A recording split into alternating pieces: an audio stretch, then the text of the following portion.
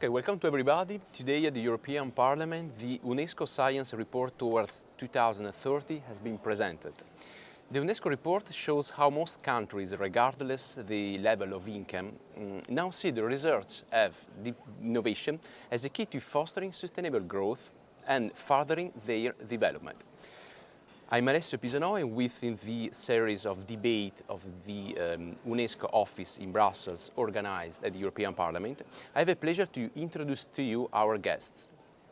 We have Mr. Paul Rubik, member of the European Parliament and chair of the Science and Technology Options Assessment. Hello. Then Mr. Luc Seute, rector of the University of Maastricht in the Netherlands and co-author of the executive summary. And Mr. Vladimir Sucha, Director General of the Joint Research Center at the European Commission. Good afternoon. So, Mr. Seute, in your opinion, what are the key takeaways of the science report?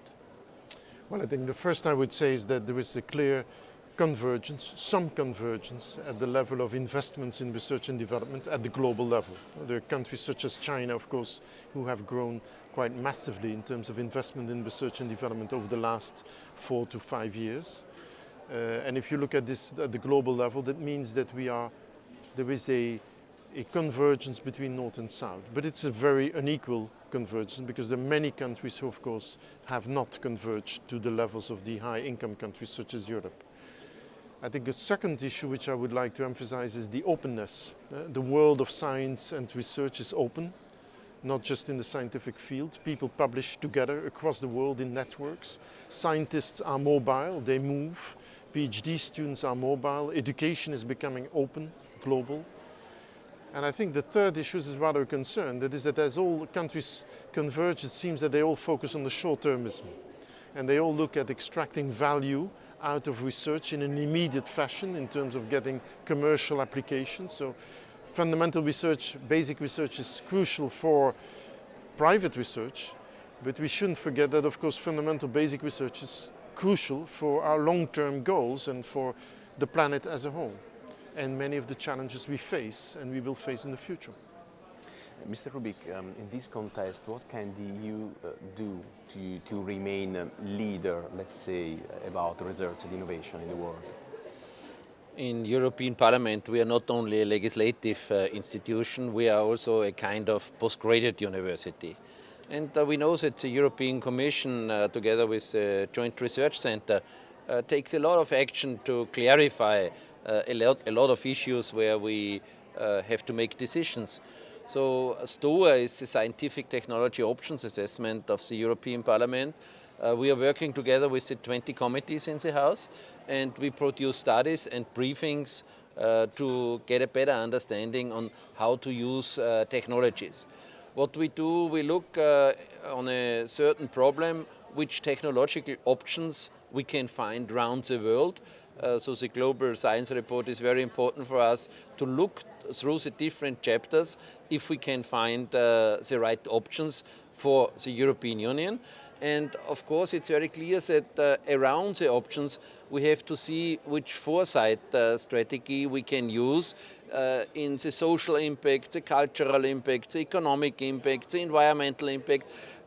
So what we want to give to the public and of course to the decision-making level, options with foresight surrounding and the so-called silo and pipe strategy, that we break up the knowledge silos around the world, and the science report has brought this very good to the point, that we have now to connect it with pipes. We have to use this knowledge which the report brings to us, and I think through the new models of analytics and algorithm and search machines, we can quantify what is flowing in the pipes.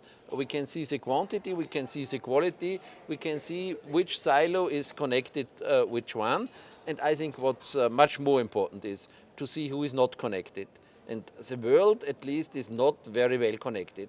So what a World Science Report gives us is a better overview with whom we can act and why we should act. Mr. Sucha, on the side of the Commission, what are the challenges associated with feeding research into policy making? Well, first, I think that this World Science Report is about all science, so then the science is not only for policy, but it's a small part where we apply the scientific knowledge into policy making. And if you look at this specific niche or this specific issue, which actually Joint Research Center is dealing with, we see the challenges which can be somehow summarized as TTFF principle. And this TTFF principle means trust, timing, form and format. I think that there must be, first of all, trust between science and policymakers. So if you don't have a trust between these two, so it's very difficult that the flow of information and knowledge is going on. Then timing, there's another T, is that you should not come with your scientific support when the decision is taken. So it should come far before.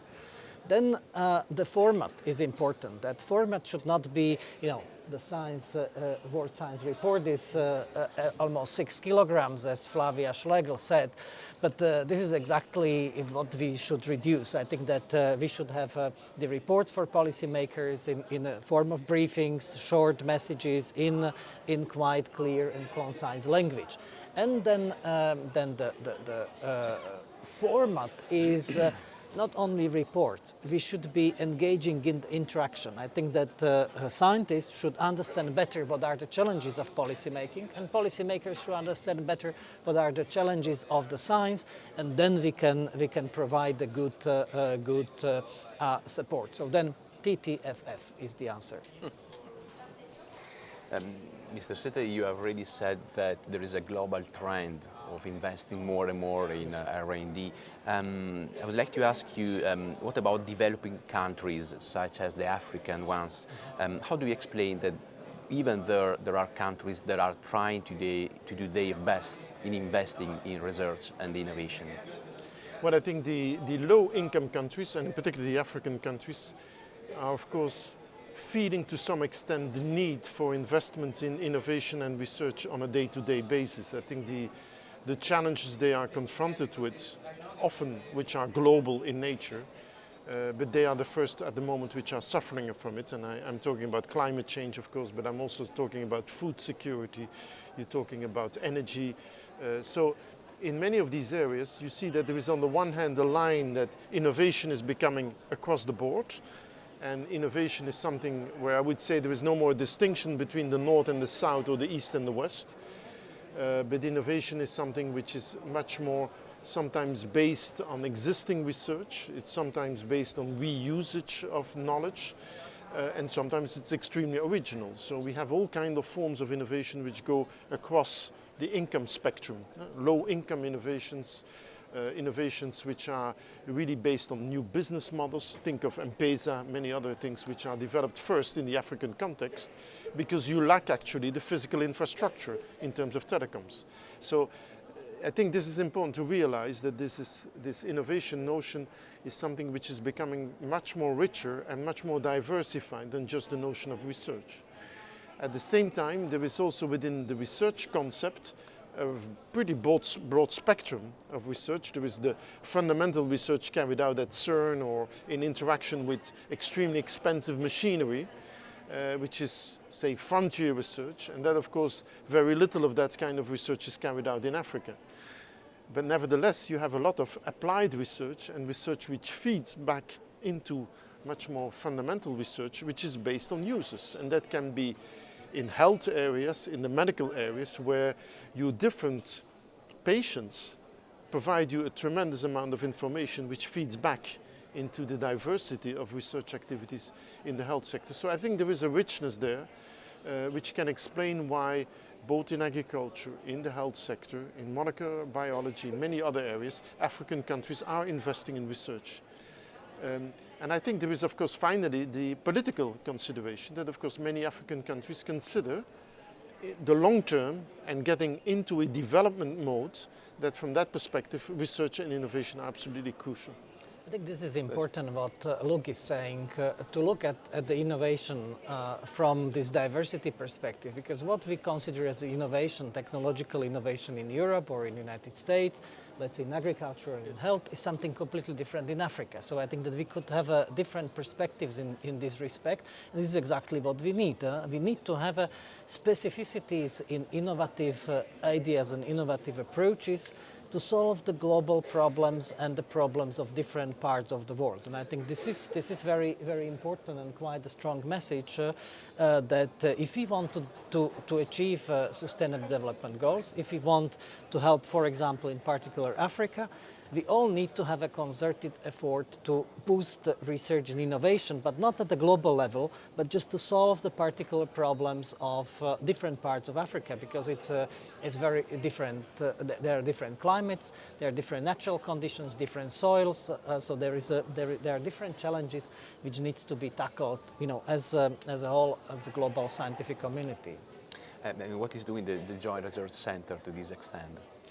To this extent, we have a lot of activities, in particular in Africa. We just recently got the thanking letter from UNICEF that we were able to increase to the 100% from 25-30% of the success rate of drills for the drinking water to the 100%. So every drill is successfully giving the water.